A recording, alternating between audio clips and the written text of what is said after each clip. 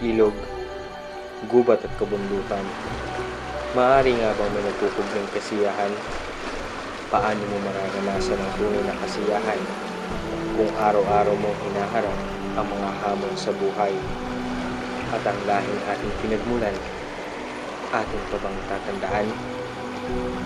Sa kabundukan ng Sitio Dupinga, Baryo Malinaw, sa probinsya ng Nueva Ecija, ating makikilala ang mga nangangalaga sa isa sa mga magagandang atraksyon sa gitnang Luzon, ang ilog ng Dupinga. Sila ang mga katutubong dumagat.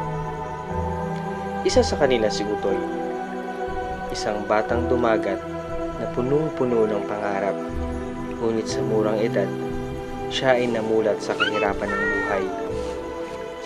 Sa pagsikat pa lamang ng araw, nagsisimula na din ang kanyang mga responsibilidad para sa kanyang pamilya.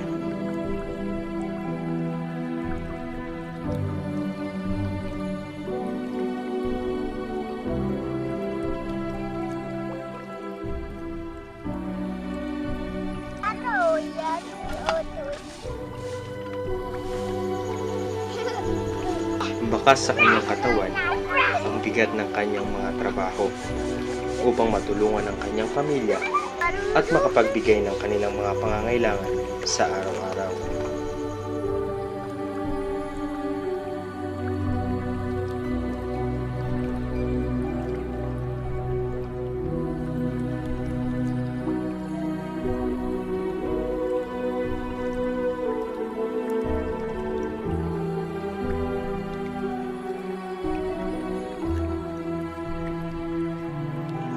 Ilang kilometro ang kanyang nilalakbay upang maibaba ang mga patay na punong kahoy o bukawi kung kanilang tawagin mula sa kabundukan para gawing uling.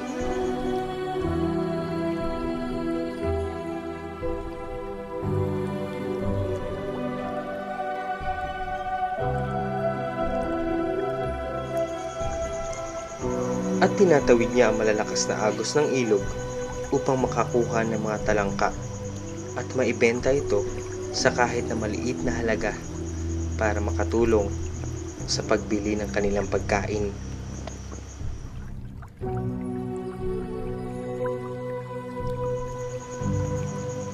Sa kabila ng mga ito, ang kanyang mga pangarap ay hindi niya isinasantabi. Di mo alintana ang bigat at hirap ng kanilang pamumuhay dahil sa kanyang mga ngiti.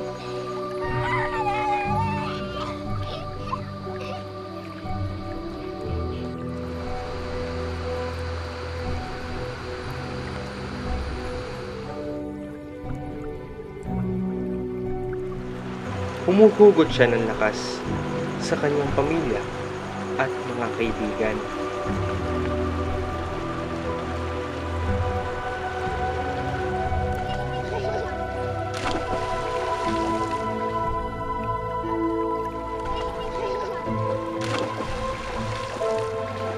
Ang tubig ay isa sa ating pangunahing kailangan.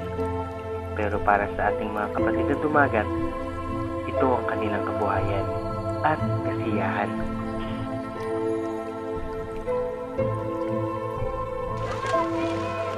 Maaring isa lamang bagay na ginagamit sa araw-araw, pero para sa kagaya nilang sarat sa yaman, isa itong bagay na maaaring pagkunan ng kaligayahan.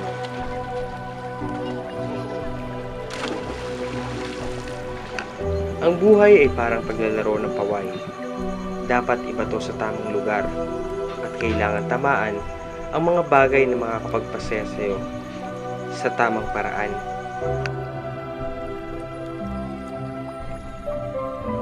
Tsinelas, isang instrumento sa paglalakbay, proteksyon at dekorasyon sa ating mga paa. Ngunit para kay Utoy, ang tsinelas ay di lamang instrumento sa paglalakbay, kundi isang instrumento din sa pagkamit niya ng tagumpay. Siya si Utoy, masayang ipapakita ang ngiting tatag ng tunay na lahing Pilipino.